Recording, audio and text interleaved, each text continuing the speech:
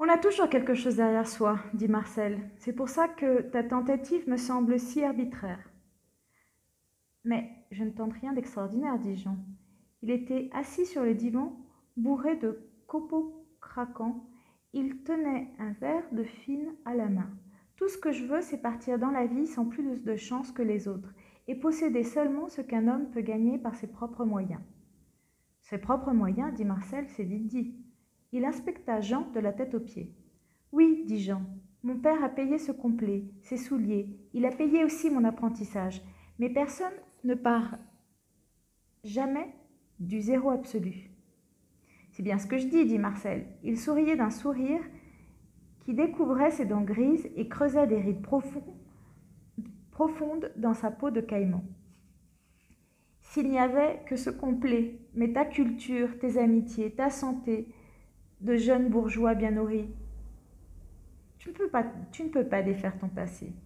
Quand j'aurai vécu pendant quelques mois comme un véritable ouvrier, il ne pèsera plus bien lourd. Il y aura toujours un abîme entre toi et un ouvrier. Tu choisis librement une condition qu'il subit. C'est vrai, dit Jean, mais du moins j'aurais fait mon possible. Marcel haussa les épaules, et il ne me semblait pas que mon effort fût si dérisoire. Ma vie avait changé pour de bon. J'avais vraiment effacé mon nom, ma figure, et dans les ateliers Coutan et Fils, je n'étais qu'un travailleur exactement pareil aux autres. À 8 heures, je traversai la cour grise où s'entassaient sous des bâches des bayaux de papier tous les jours. Sur mon passage, les ouvriers ne tournaient pas la tête, les contremaîtres ne me souriaient pas. Je m'installai devant ma machine, je l'examinai avec soin. C'était moi, le responsable, et je commençai à frapper les touches du clavier. C'est pour de vrai. C'est pour toute ma vie. Lorsque je quittai ma blouse, ce n'était plus pour entrer dans un salon soyeux fleuri de tulipes. Je traversai un autobus, les tristes rues de Clichy. Je me retrouvai dans une chambre où flottait une odeur de cuisine et de lessive, étroite, avec un réchaud à gaz dans un coin et un évier en guise de lavabo. Ce n'est pas gai, disait ma mère, mais j'aimais que ma demeure fût réduite à la juste mesure d'un homme. Les 6 surfaces nécessaires pour construire un cube. Au trou pour laisser entrer la lumière, un autre pour me laisser entrer moi-même. Tu dois être heureux, me disait Jacques. Je suis très heureux. Il venait souvent me chercher à la sortie de l'atelier.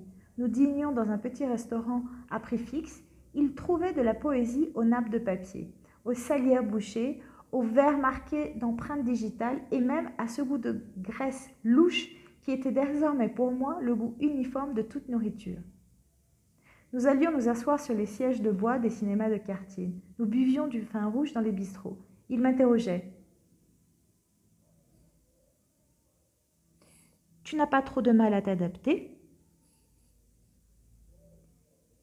Tu es vraiment de plein pied avec les autres?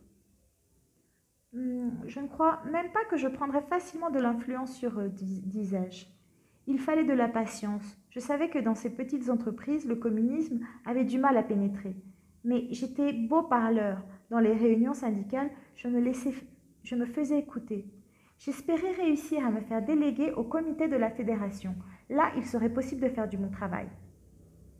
J'ai quelque chose à t'annoncer, me dit Jacques. Nous étions assis dans un petit café de la porte de Clichy, près de la vitre où l'on pouvait lire en lettres tracées à la craie. Ici, on peut apporter son manger. 2 maçons saupoudrés de plâtre buvaient 1 litre de rouge à la table voisine. C'est une bonne nouvelle? Juge toi-même. Je vais me faire inscrire au parti. C'est vrai? Tu es décidé? Je regardais Jacques avec hésitation. C'est ce que je voulais. Et cependant, j'hésitais. Je commençais à soupçonner que rien ne se passe jamais qu'on l'aurait voulu. Oui, je suis décidée. Ça t'étonne? Il souriait fièrement. L'autre soir, tu faisais tant d'objections au marxisme. Jacques haussa les épaules. Le système n'a pas tant d'importance. La question pour moi, c'est de savoir si je pouvais agir. Et quelque chose s'est dénoué. Je peux. Il sourit. Ça m'est venu en te voyant vivre. Je suis content, dis-je. Je n'étais pas content. J'aurais préféré que Jacques se fût convaincu lui-même à coups d'arguments raisonnables. J'avais l'impression de l'avoir pris au piège. J'ajoutais: je voudrais mieux comprendre ce qui t'a décidé. L'autre soir, après notre discussion, je suis rentrée chez moi à pied. Je ne pensais plus à ce qu'on avait dit, mais je pensais à toi, à moi, et brusquement j'ai senti que je ne pouvais plus supporter d'être vivant, et que ma vie ne serve à rien. Je comprends, dis-je. Mon malaise ne se dissipait pas. Est-ce que je servais à quelque chose? Pour moi, ce n'était pas la question. Je ne pouvais pas me tailler un sort juste dans un monde injuste. Je voulais la justice. Pour qui la voulais-je? Pour les autres ou pour moi? Tu me l'as dit un jour avec fureur. C'est toujours pour soi qu'on lutte. Je luttais contre le remords et la faute d'être là, ma faute. Comment avais-je osé entraîner dans ce combat un autre que moi-même? J'ai dit: ce n'est pas tant à servir que je cherche. Mais Jacques n'entendit pas. Il avait mené, lui aussi, une lutte qui n'était celle d'aucun autre. Crois-tu que je sois trop jeune, que je ne puisse rien faire? Je me récisais. Les jeunes sont le meilleur de notre force, dis-je. Je regardais Jacques avec ce regard qu'il attendait de moi, un regard pratique de militant sûr de ses buts. On a besoin de poings et de gosiers solides en ce moment.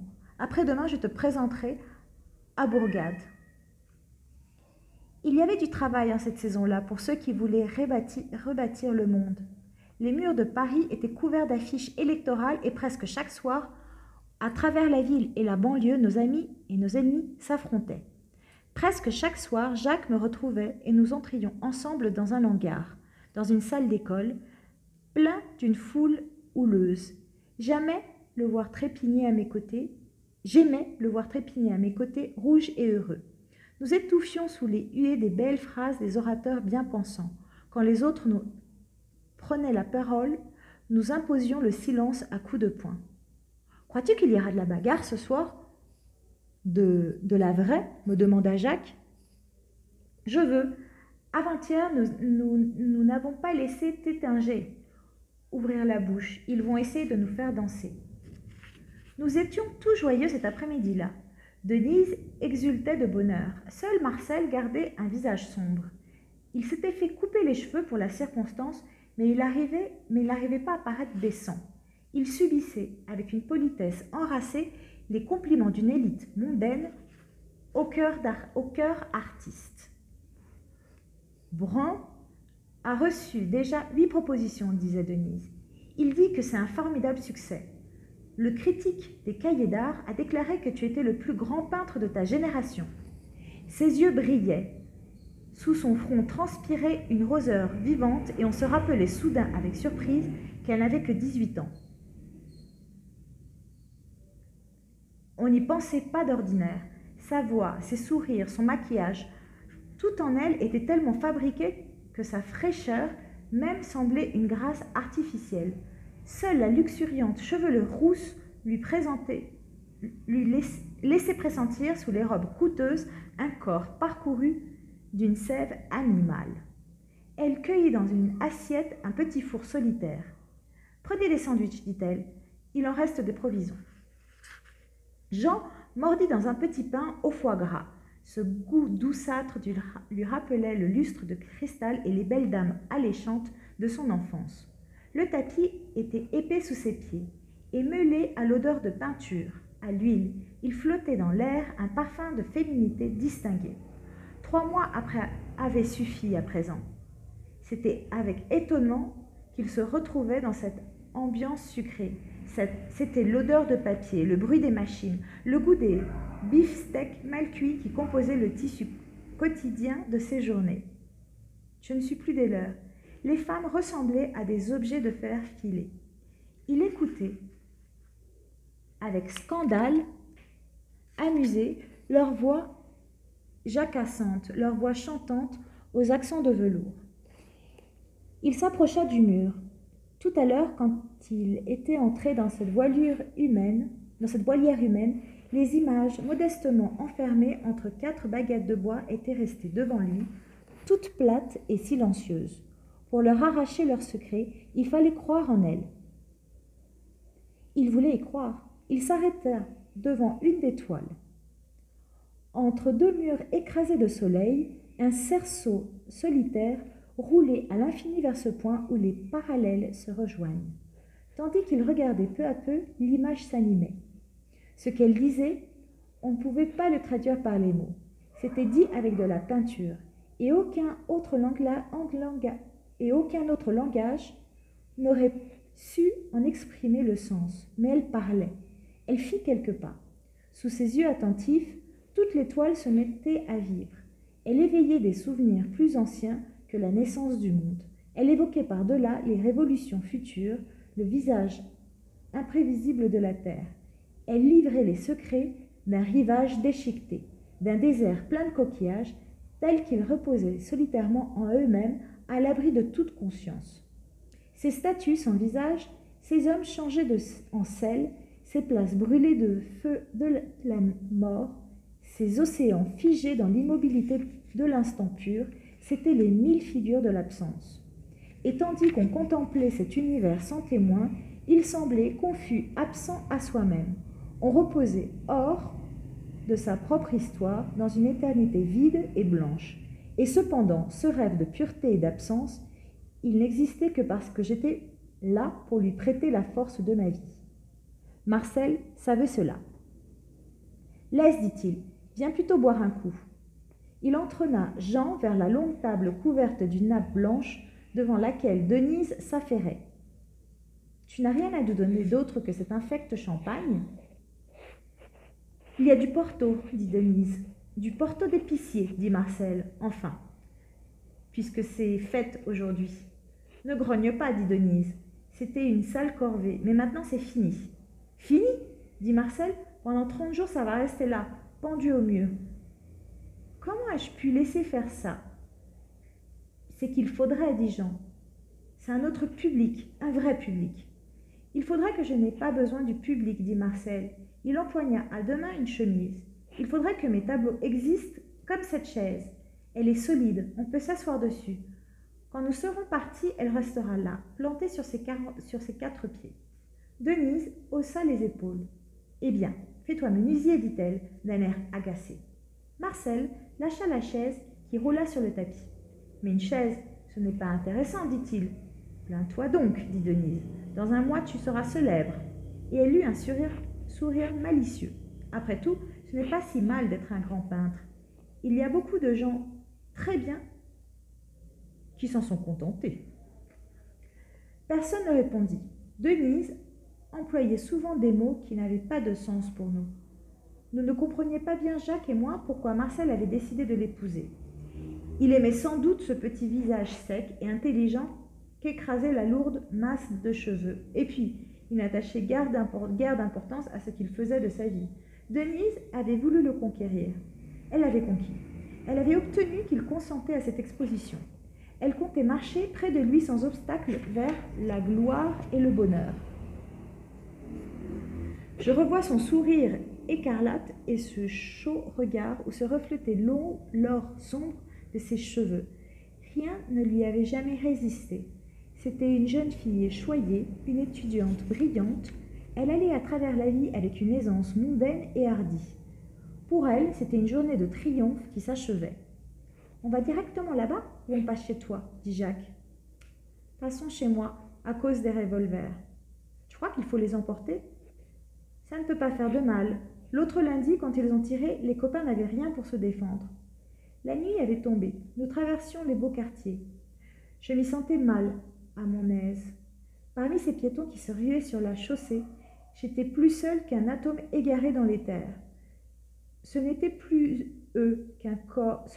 pour eux qu'un corps encombrant, et je n'y distinguais autour de moi qu'un fourmillement aveugle.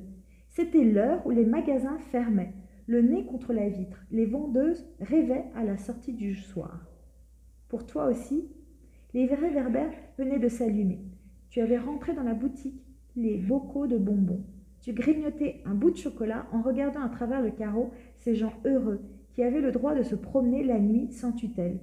Tu pensais que c'était triste d'être petite. Mais moi, je ne voyais derrière les vitres que des jeunes filles anonymes, dont le destin tournait indéfiniment sur elles-mêmes. à jamais séparé du mien.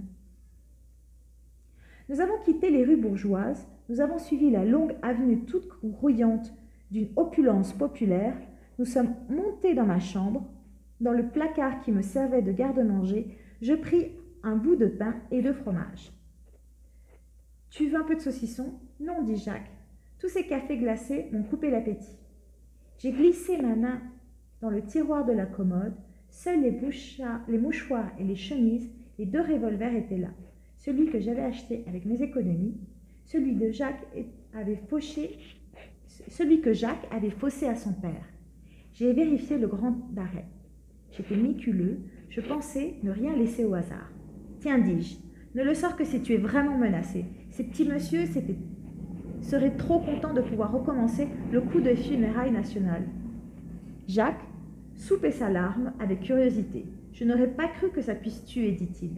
Je n'aurais pas cru que ça puisse tuer, dit-il. On dirait vraiment un jouet. » On aurait dit un jouet. Est-ce que je n'avais pas l'air d'un bon jeune homme inoffensif, assis parmi les camarades, trépignant et battant des mains? Ils étaient mes frères. Jacques était mon frère. Un même élan nous emportait. Demain, grâce à nous, la révolution s'accomplira. Et ceux qui nous huent, nous leur fermons la bouche à coups de poing. La chemise ouverte sur sa poitrine, les cheveux tombant en longues mèches sur son visage rose, Jacques luttait au milieu des matraques qui se levaient. Un rictus aux lèvres, heureux de dépenser sa vie. « Ruth, Ruth !» Elle s'agite sur son lit. Elle appelle. Je ne sais pas qui elle appelle.